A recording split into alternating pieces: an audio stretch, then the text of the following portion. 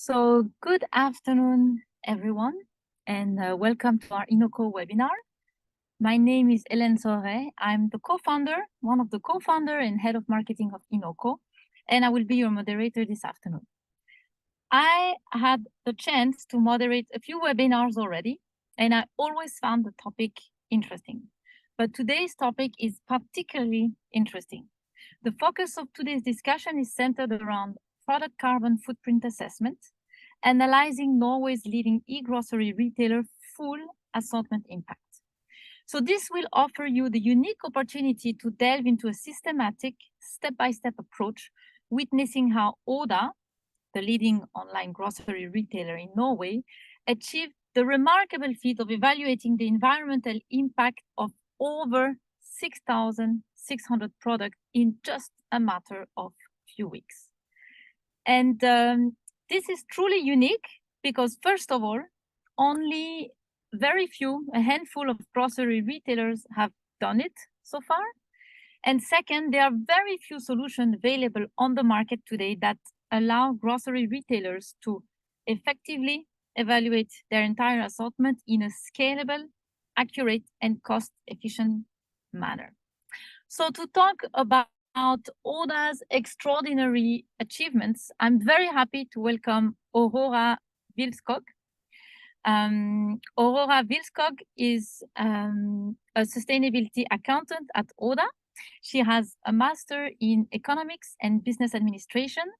Her master thesis was written within the field of sustainability reporting. She has worked in Oda already since 2017. First in accounting and now as a sustainability accountant. She is responsible for Oda's climate accounting and sustainability reporting, and also works on various sustainability projects and initiatives. So some of the projects include, for example, the use of climate data to develop a climate receipt and climate labeling of recipes to their Norwegian customers. So very happy to have you on board, Aurora.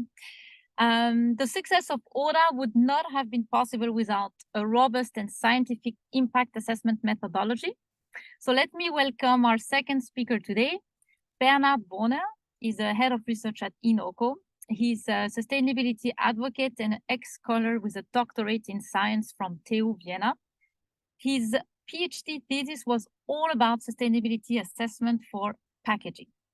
With a background in landscape planning, agrarian pedagogy, and natural resource management, he made a significant impact in various roles. For example, from being a sustainability expert at Global 2000 to a researcher in packaging technology company, a sustainability manager at a packaging producer, and lastly, as a senior consultant for life cycle assessment at Sfera. Now, as the head of research at INOQO, he continues his mission to drive innovative and eco-friendly solutions for a more sustainable future. Bernhard, welcome, and very happy to have you also in the team. And finally, we have Marcus Linder also joining the discussion. Marcus Linder is an experienced impact entrepreneur, impact investor, and founder.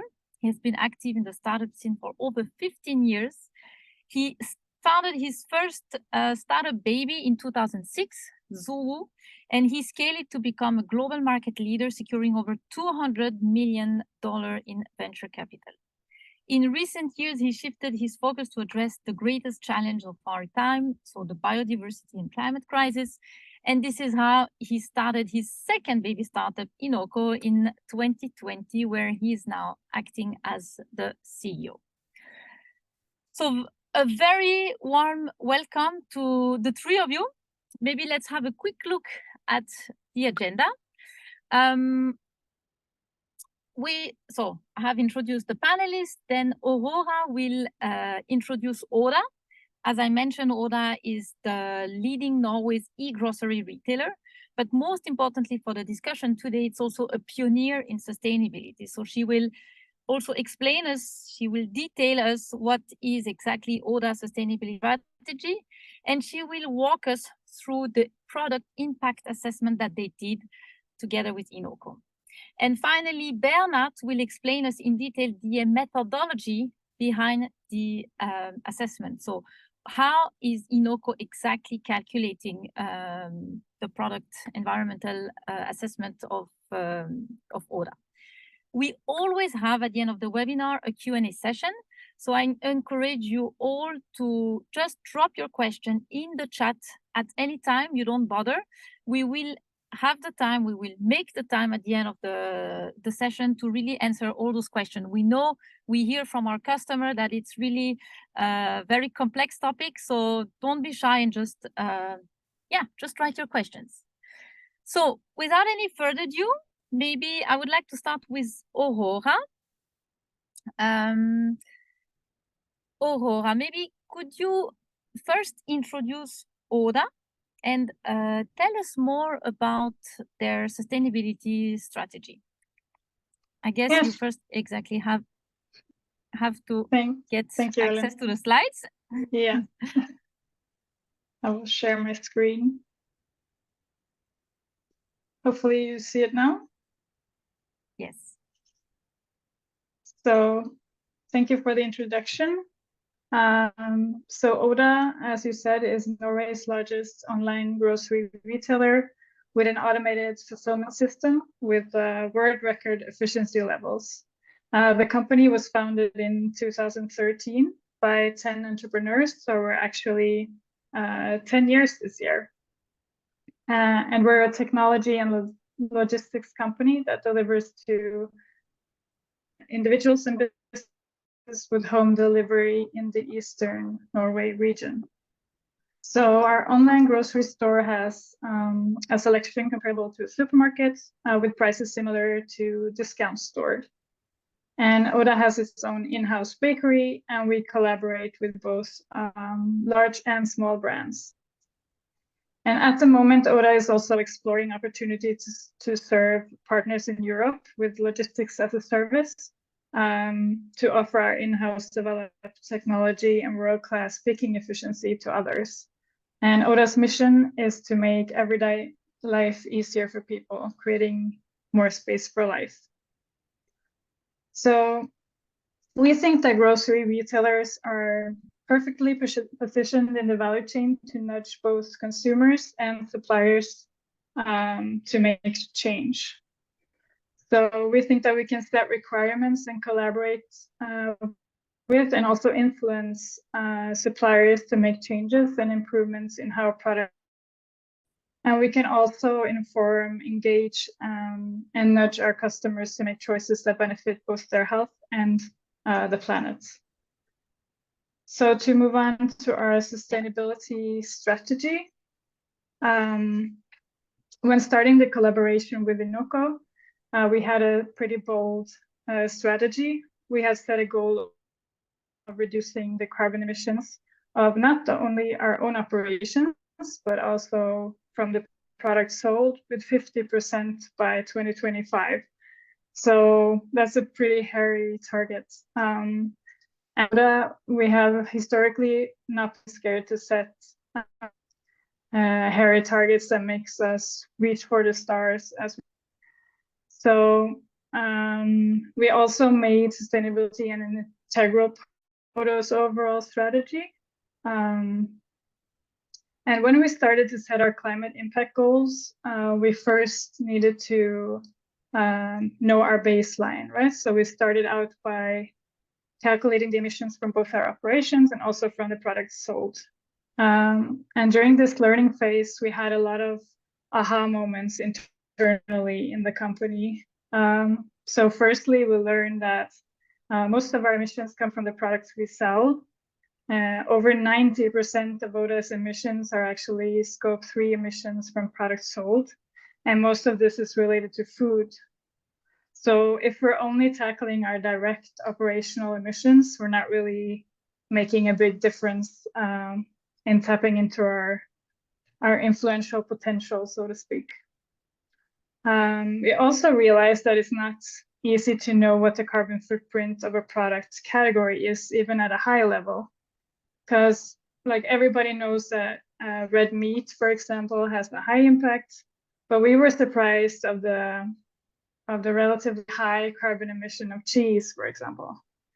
And And we were also surprised of how little impact transport and packaging made compared to the actual production of the product. So we wanted to inform our customers about this in an easy and understandable way. And we wanted to communicate climate impact to our customers, not only to nudge them to lower their carbon footprint, but we also viewed it kind of as a competitive advantage in attracting and retaining climate conscious consumers. As at that time, this was not offered by the competition in the Norwegian markets. I love how you had the aha moment. And I think I would wish for more retailers to go through this aha moment, because indeed the scope 3 emissions, so the emissions that come from food, are the most important. So thank you for this big picture. Maybe I would love if you could share with us some initiatives that you've done in the market, and also how they have been received by your customers. Sure. So what we did was with the climate receipts, we categorized different product categories into 5 different emission categories, from very high to low, in collaboration with Cicero here in Norway, and made a climate receipt for all of our customers that you can see here on the slide. So it means that after each purchase, the customer can find a climate receipt with a rough carbon estimate per kilo. So that's just based on rough categories that the products belong to, and they can compare the development from previous purchases, and they can also see which products that belong to the different categories. So that's one of the initiatives. And then we did an experiment of climate labeling recipes also that you mentioned. So all recipes that had a carbon footprint per order of 0.5 kilo CO2 equivalents or below per portion, which is in accordance with the WWF definition, were climate labeled. And then we did an A/B test that lasted for a few weeks with several thousand customers in both the test group and the other group. And we wanted to find out if the labeling had any actual effect without talking about it in the shop or in the press, just by adding the climate label. And we also wanted to see if there were any negative side effects. And what we found was that actually the climate label recipe sold about 7% more in the test group. And we could also see an increase in total basket size of around 4%. So the experiment showed a positive effect on sales. And after the experiment, we decided to deploy the recipe feature to all of our customers. So for us, doing this is not only, to take our responsibility and do the right thing, but it also makes sense from a business perspective, as we saw with this experiment.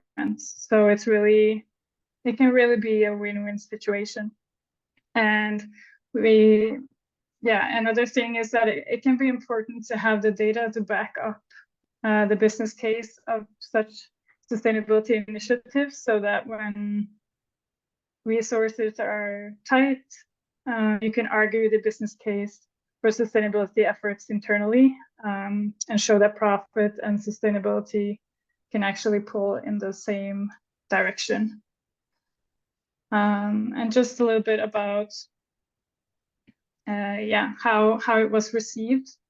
So the reception of our climate nudging, like the climate receipt, has been very good. For example, we got international media coverage, as you can see here from the World Economic Forum and the Independent, for example. The headline of the Independent was a little bit freestyle, but yeah, we made the headline at least. And Norwegian competitors also have been inspired and followed our example. So one of the competitors in Norway now have a very similar climate emission overview that we made. And most customer feedback has been positive. As you can see from a survey we did, over 60% liked it a lot. And there was, however, a portion of customers that were negative and even felt provoked by our climate receipts when we asked for feedback. And I found that very interesting because, yeah, it's interesting in itself as you actively have to seek it out in your profile page because it's a bit hidden. It's a bit hidden and it's not in your face on our page. So it's interesting how you can be provoked by something you actively have to find. But yeah, it was interesting learning at least. But a lot of our customers also found the climate receipt very useful, and they felt it teach them something new. And many of the customers noted that they wanted more of this type of information and that they wanted it earlier in the shopping experience to make more informed decision. And many also want to compare themselves to others. So we've been talking about gamifying this information a little bit more because people are very motivated by winning. And also our B2B customers, like the municipality of Oslo and kindergartens, for example, have been very interested in climate labeled recipes, as climate and health is very high on the agenda. And we also see an interest in a yearly climate receipt from private companies also that need the information for their own climate reporting. So they're requesting, like, can we have the data from the climate receipts? Can you send it over? Because we'd like to see it. So that's been cool. Thanks, Aurora. Thanks for this overview. This is really remarkable. And I particularly like that there is a business case also behind sustainability. It's not only about doing the right thing, but it's also, it brings economical value to a company. And I'm sure a lot of people listening to us will be happy to hear about those positive effects.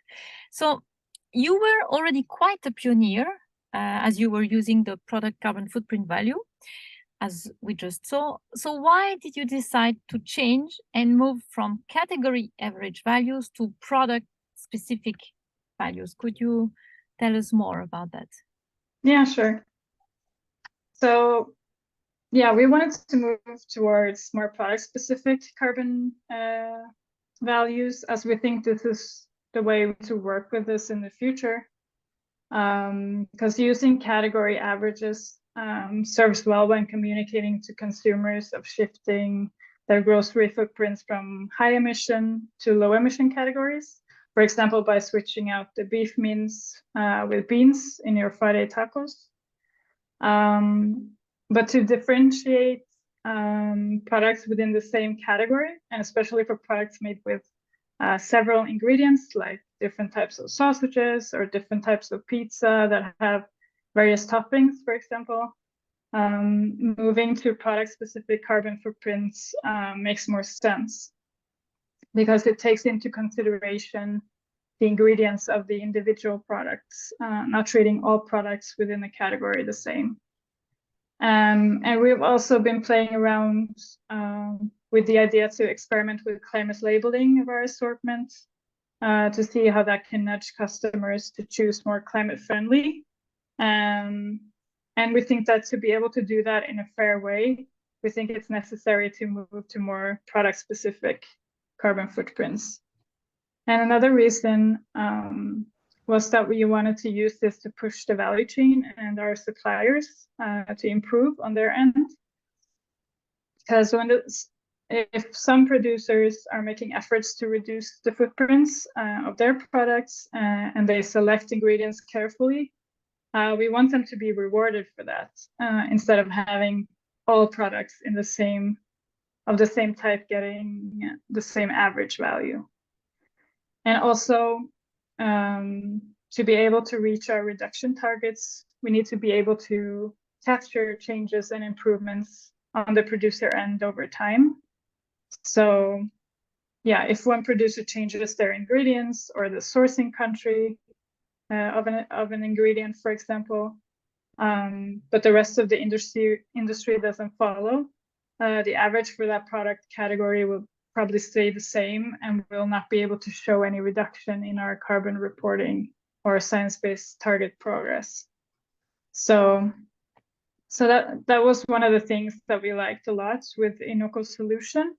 It's the supplier portal and the supplier engagement, where suppliers can get an overview of their products' emission sources on an ingredient level, and that they can also share more detailed data and be highlighted to the hotspots of where there is room for improvement to optimize and reduce on their individual products. Yeah, really, I mean, it makes total sense. And I truly believe that using product-specific values instead of category average will be a game changer in the industry in the near future. And it makes sense that you also, the more accurate you are, the less biased the score is. So we don't want to help the one who are not doing so good. We want really to help to push the industry forward. So, but coming back to what you were just saying, once you made that decision and you started to look for an impact assessment platform, so what were the key decision criteria that you choose to choose the right partner? So you said one of it was having product-specific values. Were there other key decision criteria from your side? Yeah. So yeah, just to start a little bit with what we wanted to use the data for.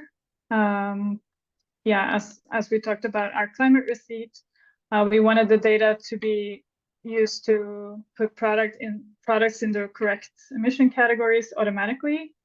And for the climate labeling of recipes, we wanted carbon data on ingredients to help us calculate the emissions of our recipes and label those that are climate friendly in a more automated way. And we also wanted the data for reporting. So we wanted to have the data in our ERP system directly on a product level to be able to report on our total product emissions monthly or even in real time to our management, to the board, and internally in our internal departments. And also, of course, the yearly climate calculations that we had before due today. And make the reporting less time consuming. And also to enable us to set science-based flag targets that includes land use change. So that was an important part of it. And we also wanted to have the data ready to potentially explore future initiatives like climate labeling of products, but also to use it as an input metric along with other metrics like margins, for example, to use in promotions and switch options and other suggestions in our shop. So we think once we get the data into our ERP system, there is a lot of things that we can do with it. So yeah, back to your question of what solution we were looking for. So we were looking for someone that could calculate product-specific and country-specific values, taking into account the ingredients and composition of each product, and also the country-specific production, because we know it can vary a lot if the meat comes from Norway or it comes from Brazil, right? And also, yeah, if we're present in different markets, we want it to be specific to that market. And we also wanted a partner that could calculate product emissions at scale. As you said, we had over 6,000 products, and we wanted it done with the data we already had available, because getting more data from suppliers can be time consuming. And we also wanted the data to be handled in the local language, so we didn't have to spend time translating internally.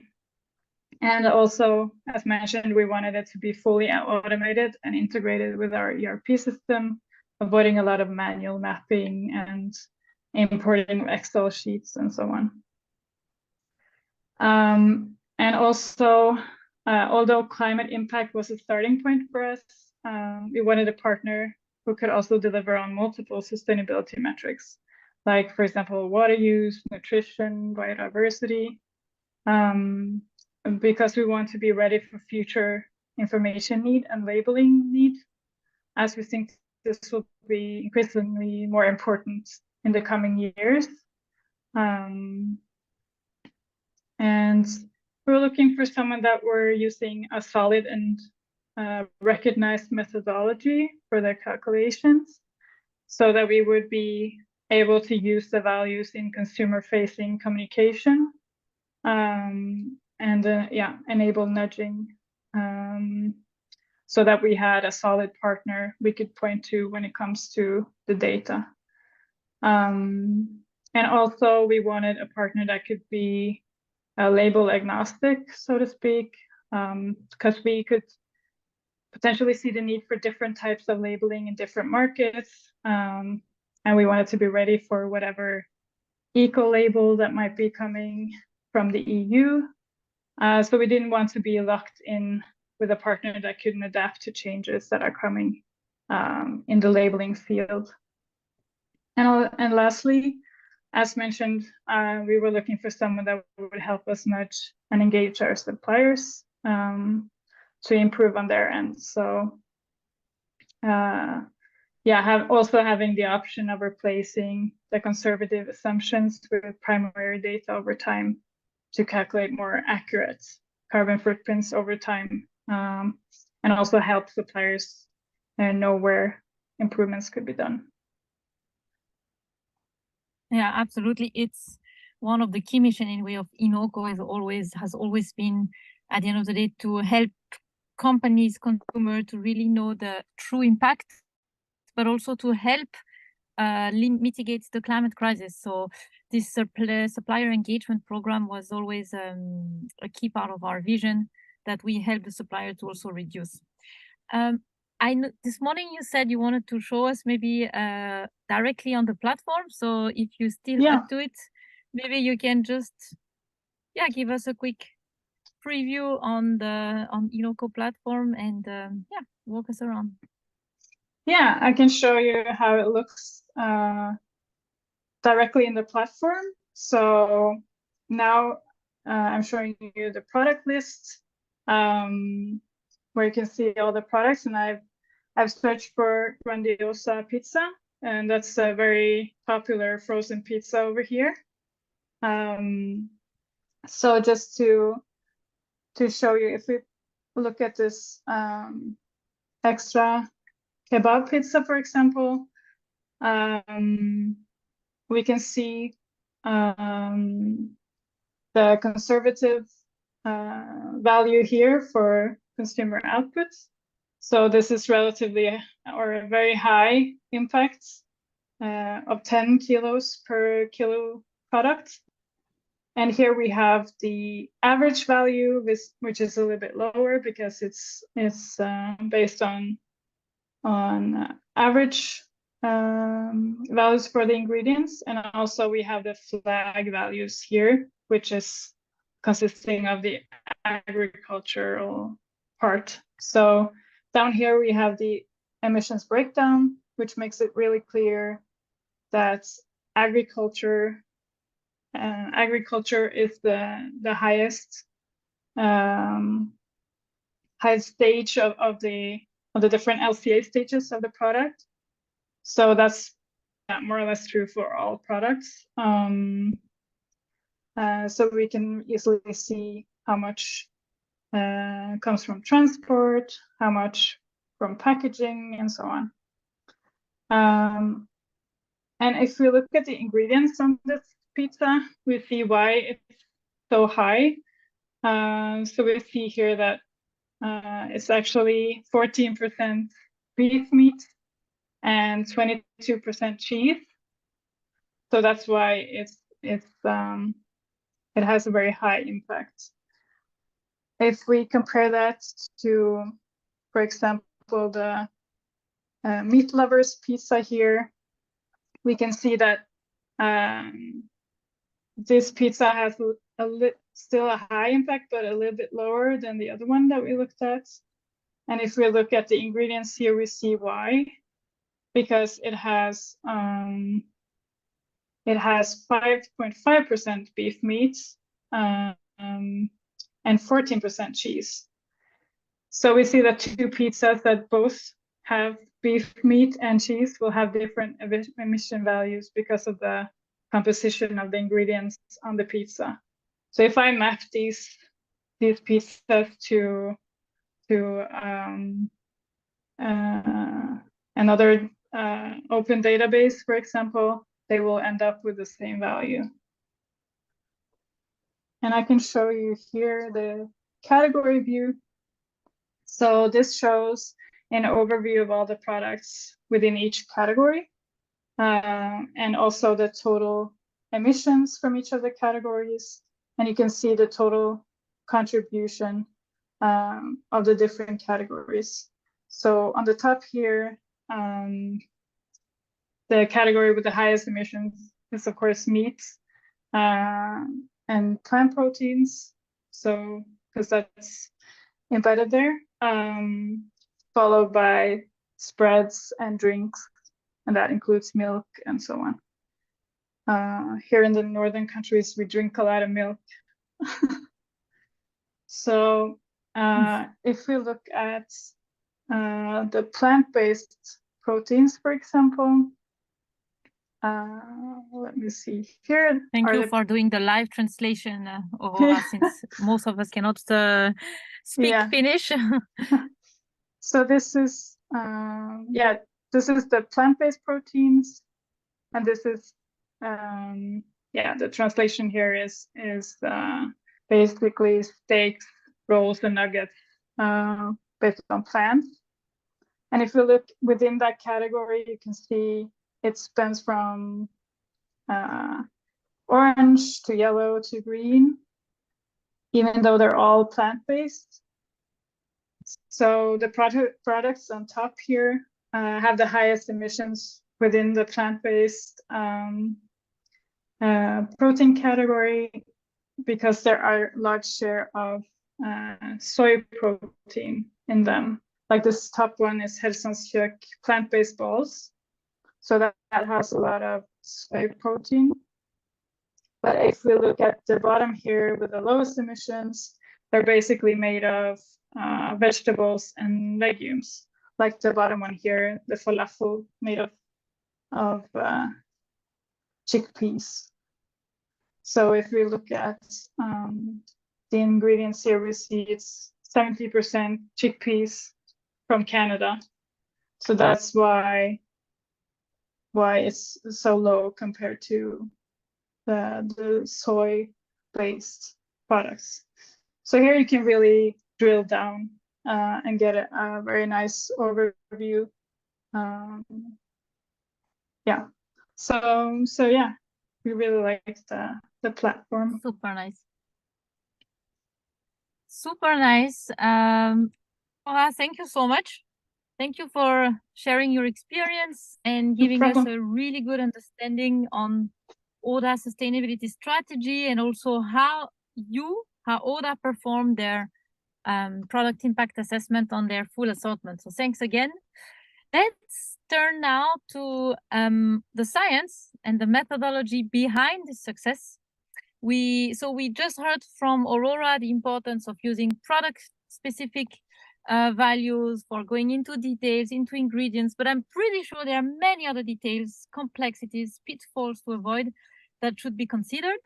So Bernhard, I'm giving you the words now, and I will maybe start by asking you, could you explain us a bit more about INOQO assessment methodology? And ideally, we could follow your explanation with a real case example. Make it as simple as possible, please. Thank you, Hélène, for the introduction. A very warm welcome from my side. And yes, I will try to do this in a as slow and as approachable as possible. So let me first very briefly talk about INOQO. So we are INOQO. We are a software as a service company. We are still a young company, but not as young. And could you please go to the next slide? And let me put it this way. There are basically two schools when it comes to carbon footprints of products. So you can either go the route of do a 5 to 8 months project with quite a significant sum to invest, and you get a very accurate insight into the product carbon footprint of 1 or 2 products.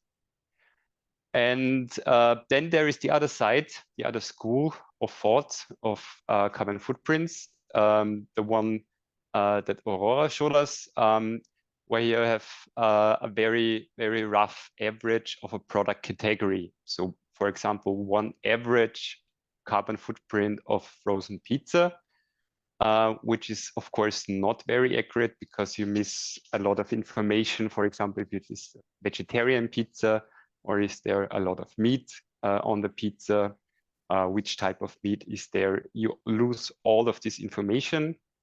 And at INOQO, we build a product that combines both benefits, basically, of these two schools. We provide carbon footprints with a high level of accuracy, meaning that we consider the information of what ingredients are actually in a product, while we do this at scale. So as Aurora showed, we did this for several thousands of products. And now you might think, how is this actually possible? And this is what I like to show you now.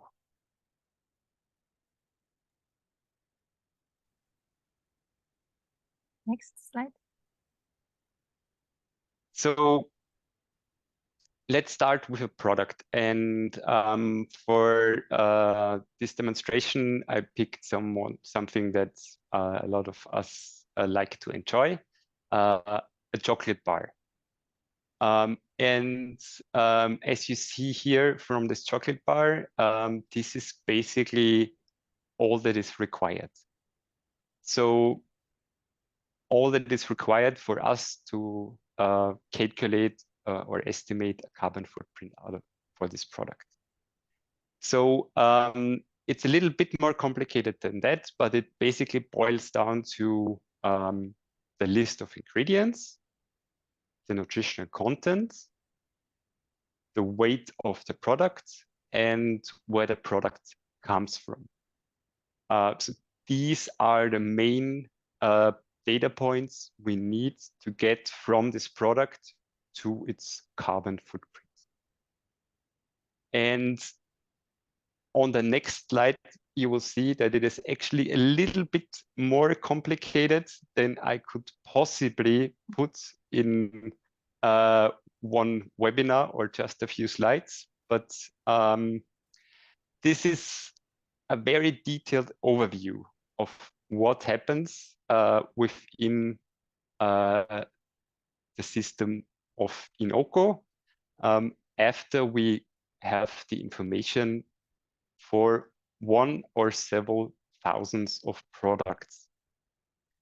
But to be able to really follow this, I assume you cannot really follow it just by looking at this schema. Let's drill down a little bit more and zoom in, which you will see on the next slide.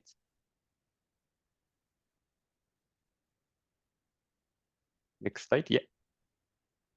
So what happens is, so if you think back about the picture of the chocolate bar, you have there all these ingredients listed. So what is in a chocolate bar? There's of course cocoa, and then there is sugar. Maybe there are nuts in there, maybe some fat, and you would be surprised how much ingredients are actually in a chocolate bar. But what happens with our algorithms is that these ingredients are first split up. So you usually have sugar, comma, cocoa mass, comma, and so on and so forth. And our algorithm splits this up into separate ingredients. So it now knows, okay, there is sugar in it. There is cocoa mass in it. There is hazelnut in it, and so on and so forth. And then in the case of Oda or another possible client, this is translated to English and normalized. And with the term normalized, we mean that we have a kind of an, you could call this also equivalency list, where you see, okay, maybe it could happen that there is a typo, and instead of cocoa mass, the ingredient is called cacao mass.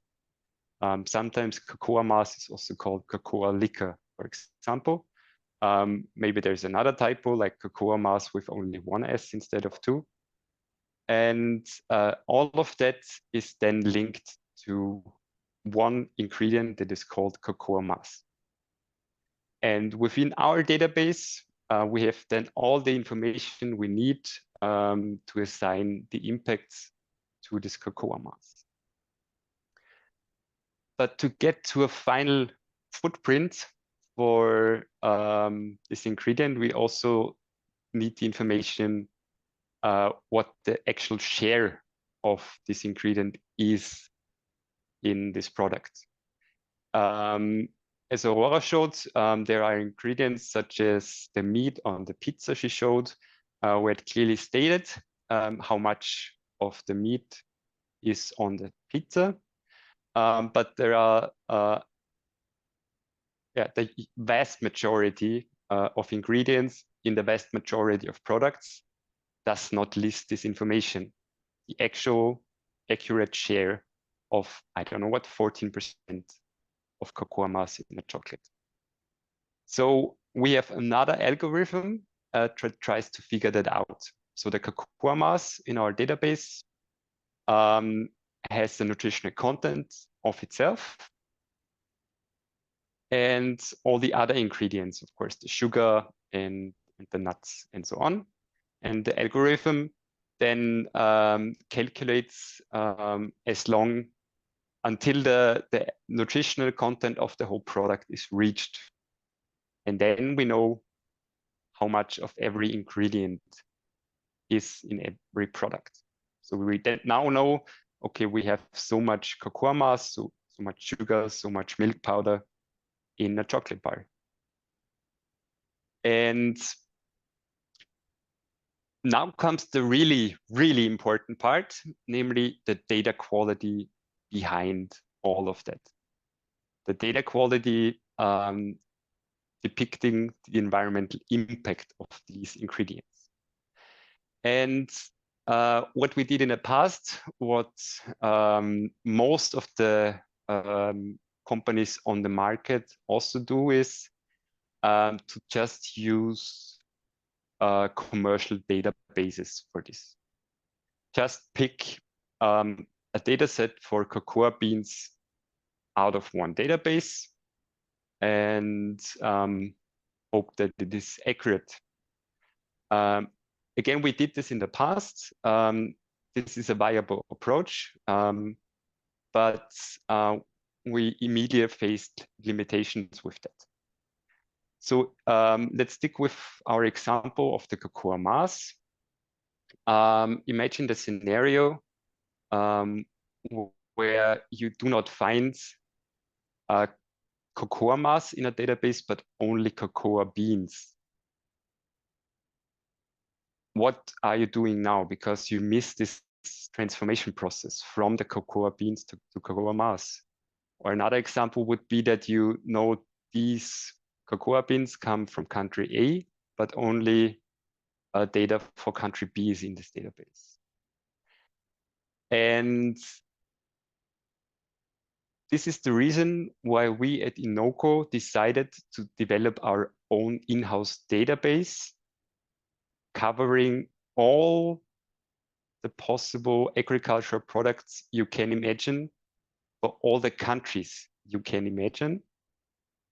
And of course, we followed IPCC guidelines from the European Commission based on the product environmental footprint.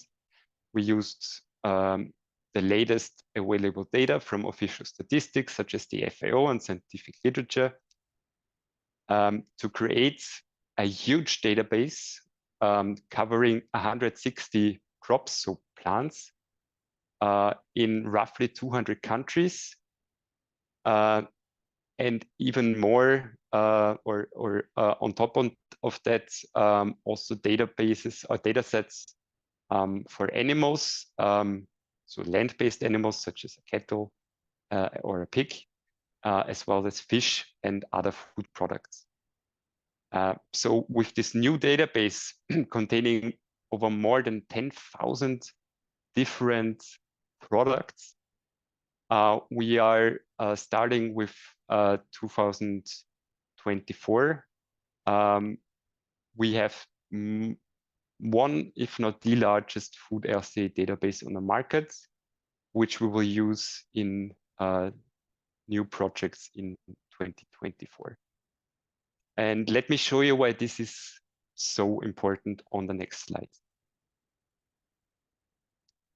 So in this example, and of course I picked one that is where it is really visible that there is quite a difference.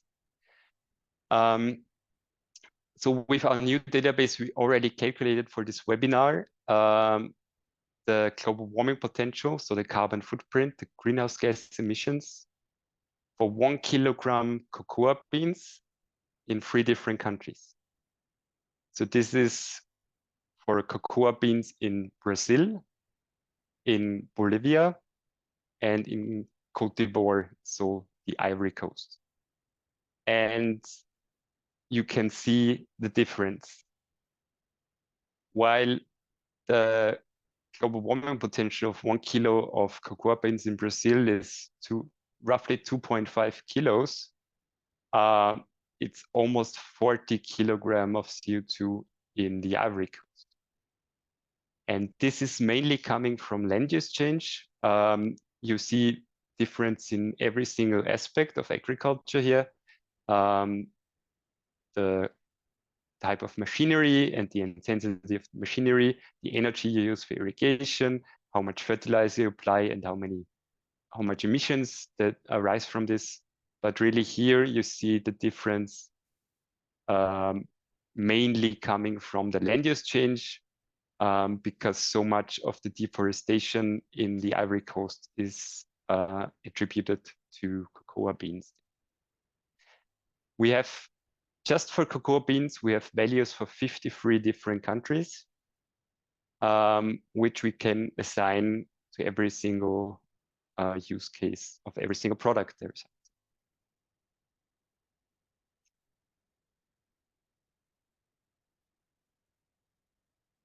So you might think, okay, I don't have cocoa beans in my product, in my chocolate bar. I have cocoa mass. So how do you come from cocoa beans to cocoa mass?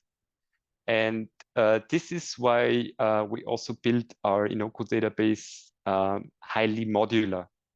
And what I mean with this is that we also have more than 40 food production processes, but the list is still growing, that we come from this agricultural raw product to a processed product or processed ingredient. So in this example of cocoa mass, these cocoa beans are going through a process which we dub cocoa transformation. And out of this process come 4 different output products. So also the cocoa mass.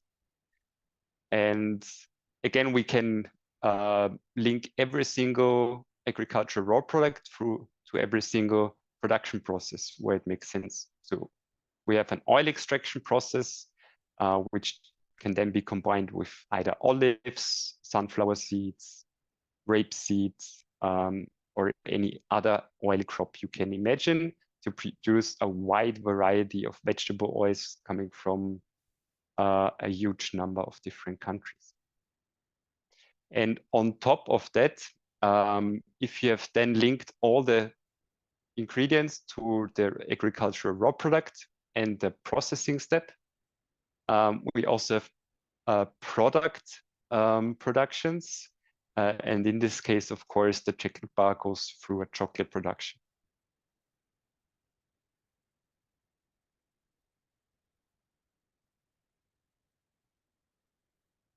So after we have assessed all the ingredients in a product and the product itself, of course, this product is also packaged.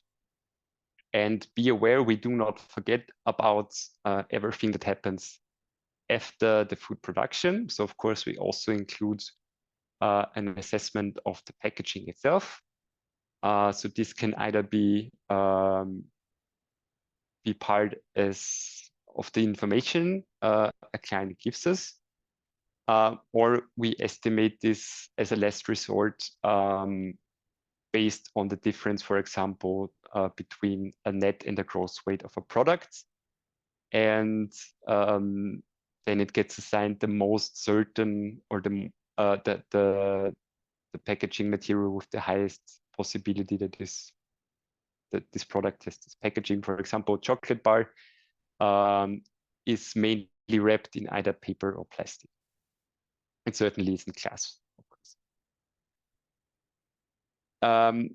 We also include all the different transportation steps between the different supply chain actors based on transportation either between global, so between different countries, or happening on the same continent, or even within one country. And we also include impacts that arise from storing the product in a supply chain based on the storage condition, because there is, of course, a difference in impacts if a product has to be cooled or even frozen while it waits until it gets to the consumer. And we also do this taking into account country-specific data, namely the electricity mix used in that certain country. And we also include the end of life, meaning that both the waste treatment of food waste and packaging waste is considered based on the waste management in a certain country.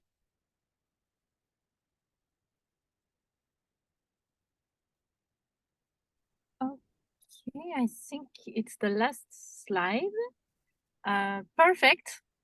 Thank you very much, Bernhard. I don't have questions, but our audience have already quite some questions. So we don't have so much time left, so I'm immediately going to some of the questions. So maybe the first one for you, Bernhard, even though, by the way, I love how the audience has been interacting and trying to answer already some of the questions. There was a question on CO2. Why the particular focus on CO2 impact with this system and exclude the CH4, which is the methane, which is 25 more potent as the greenhouse gas? Bernhard, do you have a quick answer for that? Yes, our assessment, of course, includes all the different greenhouse gas emissions. What we list is the CO2 equivalent. So all of the different greenhouse gases are summed up to a CO2 equivalent. So of course, methane is also included. This is also what I think Catherine replied directly in the chat. There were two questions related to supplier engagement. So for example, I don't have so much contact with my suppliers and I'm not sure how easy to get their data. Maybe Marcus, since you have a bit more, you have a broader experience with talking to supplier and big retailers, what would you answer? Yes, supply engagement is definitely very important, but also not an easy topic. The experience that we have with customers is that you just can't go to your suppliers and expect them to give you all the data from one day to the other. And on the other hand, it's really important to do that. So we basically focus on an approach that's, I would say, tiered. So we start with the data that's printed on the product, which is available for all the products. In a second step, we can take data like the country of origin of the ingredients or the composition into account, which is frequently available for the private label brand products of our retailers. In the third step, suppliers, so the manufacturers themselves, can provide the primary data to us. So what is the energy mix at their warehouse or at the production line? We do that at the moment, not yet in a highly scalable way. So it's not yet that thousands of suppliers can provide that data already now today into our platform, but that's coming next year, where the retailers can reach out to their suppliers, provide them with an interface where it can over time provide more and more data to us, which then eventually will be used to replace the conservative assumptions that are, for example, based on the country data by true primary data. And this step-by-step approach makes it realistic. And that's what we see in our direct interaction with brands now, with our brand customers, where we already do that today, but not for thousands of products, but for dozens of products, that this is a very important part of this journey to really get a better understanding where does the footprint of the product comes from. And it's a huge effort for the brands, and you cannot expect them to do that from one day to the other. So it's really a methodology where we interactively engage with them and over time collect more and more data and also show to them what's in it for them if they provide us with more data. And it's a very big focus of our roadmap for the upcoming months to really work on that part of our technology. Thank you, Marcus. Maybe the next one for Aurora.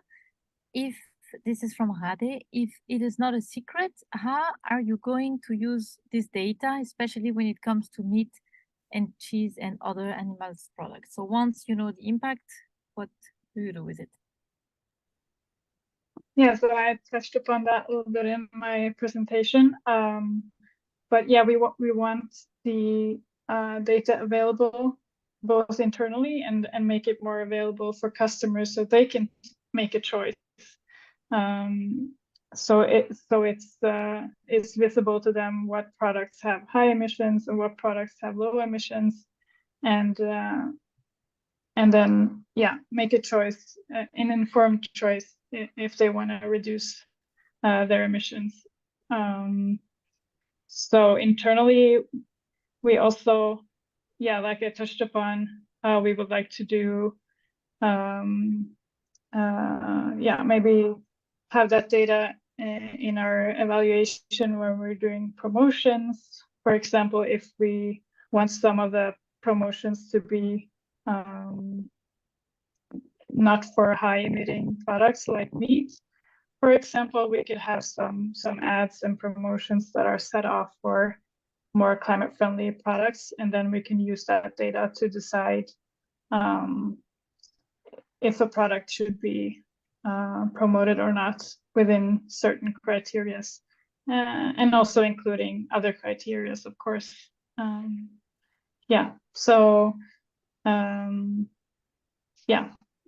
That's basically what we want to use in addition to reporting and other types of nudges that I mentioned. Thank you. There are many ways of engaging with the customer. Okay, the first question that were asked by Jeff Racing. So are you tracking pesticide and chemical usage? What about social and fair pay and workers' condition? Maybe a question for Marcus. Yeah, that's really at the core of our, let's say, vision, that we do not want to look at sustainability from an isolated view, just looking at carbon. Carbon is a very important topic, but in the end, if we only optimize on carbon, that has a lot of negative side effects. Like, for example, it would lead to people buying more mass-factured animal meat, for example, than rather less, because less intensely kind of held animal typically have a higher footprint. So that's why it's really important. And that's why we have also developed methodologies that cover topics such as, for example, animal welfare or social welfare, or for example, nutrition. And that's why we are rolling out step by step additional impact dimensions to really be able to show the consumers the whole picture related to those very important impact dimensions. Yeah, perfect. Maybe since you're talking, a next question for you, Marcus. How long does it take to assess so many products, or 5,000 products? What's the usual timeline if I want to start tomorrow? Starting tomorrow would be tough because there's quite a lot of customer projects in the pipeline, and obviously always, we have to serve customers first come, first serve basis. But once basically the project starts, you can expect the data to be available within 2 to 3 months now. That's getting shorter and shorter over time. But that's kind of, I think I would say, what you could expect now at the moment. Okay. For And thousands, last for question, thousands maybe of to you. products, for a couple of Thousands, products, yeah. by a couple of products, that obviously is possible much faster. And the last question to you, Bernhard, and it's related to packaging. So you did your thesis on it. We know about this. So how do you deal with reusable packaging? For example, reusable glass containers. Can this be included as well? Thank you, Teresa, for asking the question. So Bernhard? That's an excellent question. It all depends on the data we get. So in this highly scalable fashion, where we do not actually get information on the packaging itself, of course, we also do not know if a glass bottle is reusable or not. So we can, of course, if we see the packaging is very heavy comparably, we know or basically can assume that it is glass. But from this, we cannot, unfortunately, know if this can or will be returned in the end. So I have to be honest, this is, of course, a shortcoming. But if we get this information that the glass bottle is reusable, then the story is a different one. Okay, it makes total sense. Thank you, everyone. We're already a little bit past the hour. It was really interesting. I'm very happy. Thank you, Aurora. Thank you, Bernhard, for sharing your knowledge. And yes, if you have any question, you can always write to us, hello@inoko.com. More than happy to continue the discussion there. And if not, I hope to see you for our next webinar next month. Bye, everyone. Thank you very much. Have a great day. Bye. Bye-bye. Thank you. Bye.